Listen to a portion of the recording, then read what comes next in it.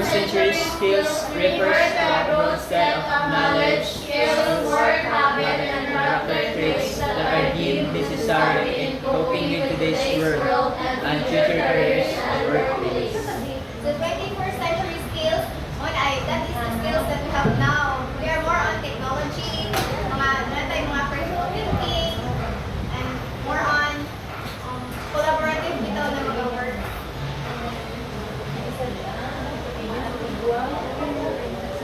So, the 21st century skills may include the following. First, we have the critical thinking problem solving, reasoning, analysis, interpretation, synthesizing information. So that is one of the skills that we have now. And second, we have the research skills and practices. They're going to be questioning. So it is knowing how to gather information, ask questions, and use sources correctly. So for example, a learner gathers information from books and websites to write a report about climate change. So today we know how to identify if that is factual information or not. And third, we have the creativity, artistry, curiosity, imagination, innovation, and personal expression. So using imagination, curiosity, and artistry to create new ideas or solutions. So if there is if nine tasks or projects na gihatag ang teachers, we should be creative, right? Yes. So fourth, we have perseverance, self-direction, planning, self-discipline, adaptability, and initiative. So staying motivated, working hard, managing time, and be adaptable. So di ba, bitaw karon di ba dali ra makaka-adapt or magsunod kahit sa nasa tayo butang, saglit na kayo gusto niyo musayo na nagta. Yes. Then fifth, we have the oral and written communication, public speaking, and presenting and listening. So being able to write, speak, listen, and present ideas clearly. So karon di ba more important na is communication man jud. Fitling. Leadership, teamwork, collaboration, cooperation, facility in using virtual workspaces. So today, di ba, we are more on Google Classroom, di ba, Zoom, Meet, di ba, dito magkakasagaran karon because we are more on technology today. So, number 7, information and communication technology or the ICT literacy, media and internet literacy, data interpretation and analysis, and computer programming. So knowing how to use computers, the internet, and different software effectively. So di ba karon we are more on gadgets man, so we know how to use computers or Cell phone.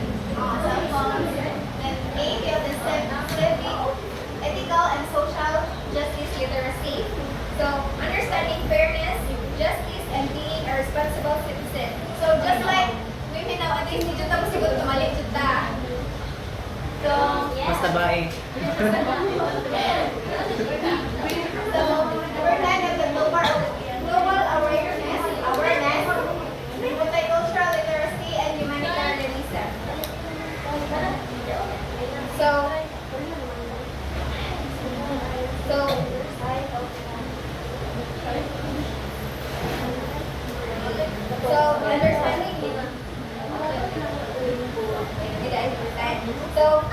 respecting different cultures and knowing about the wider world. So, di ba, so karon natin fairness, bisa pag sa na culture niya, so dapat ato yung mutually respect.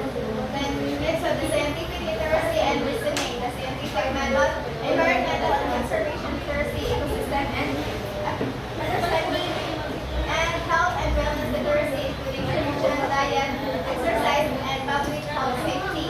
So, di ba, nowadays, kaya more important yun na ito ang for example, implement o sa clean up, di ba, naka-share naman sa clean up, more on environmental na concern.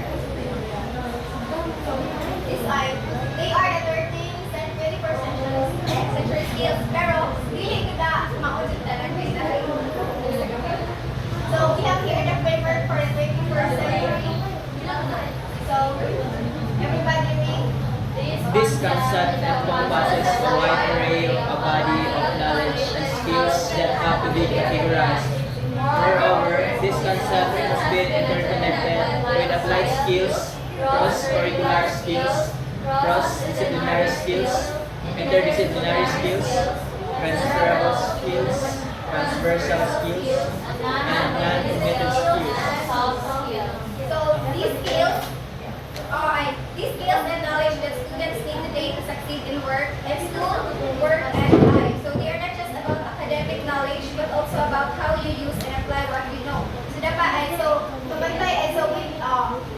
we know that kanang atong subject is more on application, di ba? Ma-apply nito sa life situations. So the diagram shows we have here the core subjects and 21st century themes, the foundation like math, science, history, global awareness, money, the core subjects are the ours. And learning innovation skills like critical thinking, creativity, collaboration. And we have information, media, and technology skills, the knowing how to use technology and information. The life and career skills are the four C's of the critical thinking, communication, collaboration, and creativity. So, around it, there's support like professional development or training teachers and learning environments, school and other things. So, the framework for 21st century skills is like a guide or model that shows what students need to learn and develop in order to be successful in today's world. So, ang atong sabi ko mga curriculum na kumilira kayo or subjects are kumilira din sa life and career skills, and mga learning innovation skills, and information and media and technology skills. So, hindi lang kayo kapalimutan sa balik-balik ang math, science, history, kumili na dyan ang mga subjects na ma-apply sa atong area. Then, so everybody, The 21st century skills concept is grounded in the belief that students must be educated in a more relevant, useful, in-demand, and universally applicable manner. The idea simply lies in the fact that current skills and reflect on the specific demands that will be placed upon them in a complex, competitive, knowledge-based, information age, and technology-driven society. Therefore, 21st century education addresses the whole child or the whole person.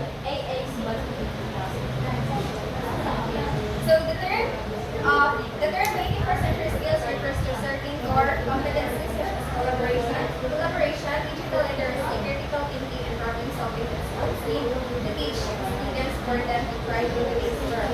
So the partnership for 21st century skills presents the following set of skills that are categorized according to different strands of expected outcomes. So mga tako, gano'n ninyo nga, dili lang tayo maglibot na sa mga core subjects na dili ma-apply ko sa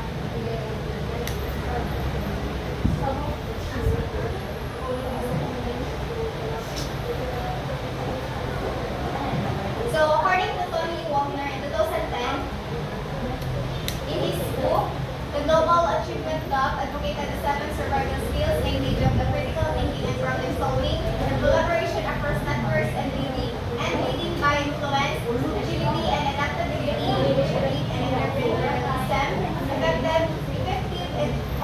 effective oral and written communication, assessing and analyzing information. So these are from Wagner's book, and curiosity and imagination. So next we have the learning innovation skills or the 4 C's. So, yun na rin na to. Yun na ito bago kayo na ano siya sa ideal ka subject. Kanina po mo? May 4 C's? 4 P's. So, what are they? Filipino program.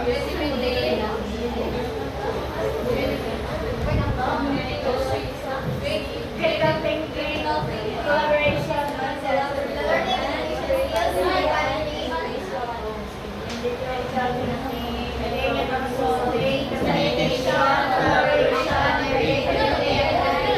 so these are the 4 C's. So first we will have the critical thinking and problem solving. So these include effectively analyzing and evaluating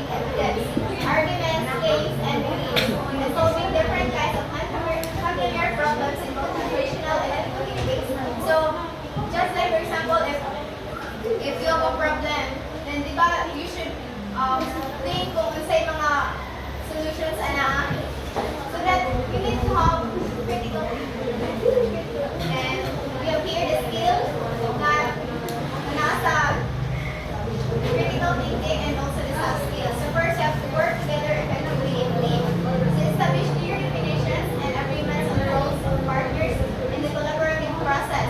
Keep communication open with teams to carry out tasks. Carefully identify obstacles and address problems cooperatively. So without working together, so dapat as a member of a team, we should Collaborate. be an effective. Like for example, dili kayo mga mong pag-iwan. Hindi dapat na kayo maampag sa ibang team. Second, we have to reason effectively. Use various types of reasoning and language, etc. as appropriate to the situation. Use systems thinking. Analyze how parts of a whole interact with each other. Use overall outcomes in complex systems.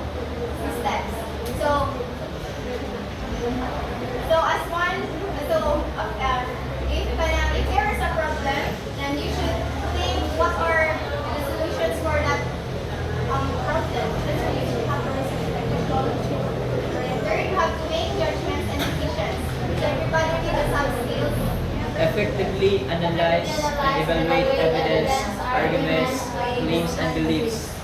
Analyze and evaluate major alternative points of view. Synthesize and make connections between information and arguments.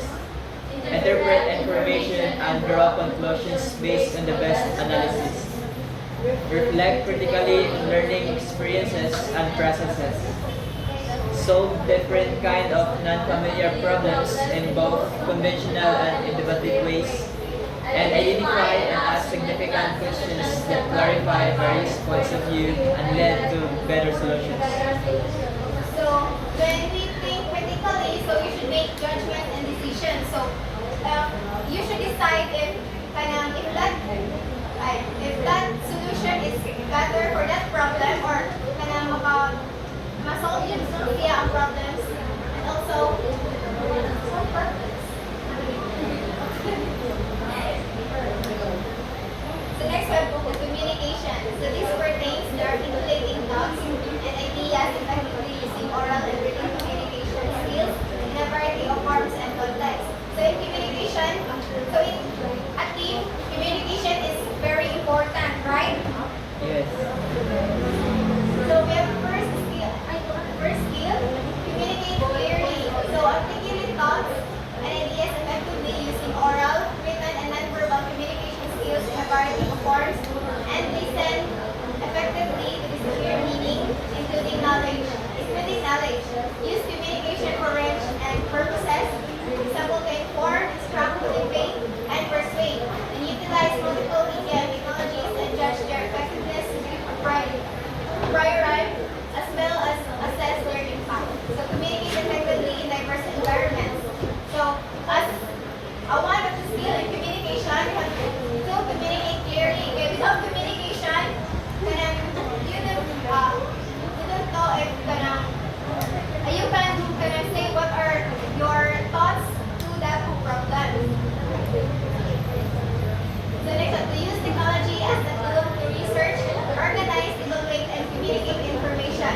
Use digital technologies such as computers, PDAs, media players, GPS, etc. Communication, networking tools, and social networks appropriately to access. Exercise flexibility and willingness in making necessary compromises to accomplish a common goal. And assume shared responsibility for collaborative work and following the individual contributions made by each team member. So in communicating clearly, we should have to share ni mo at kung saan man ang mga ideas. Ang time. Nilabas na. Nilabas na 32.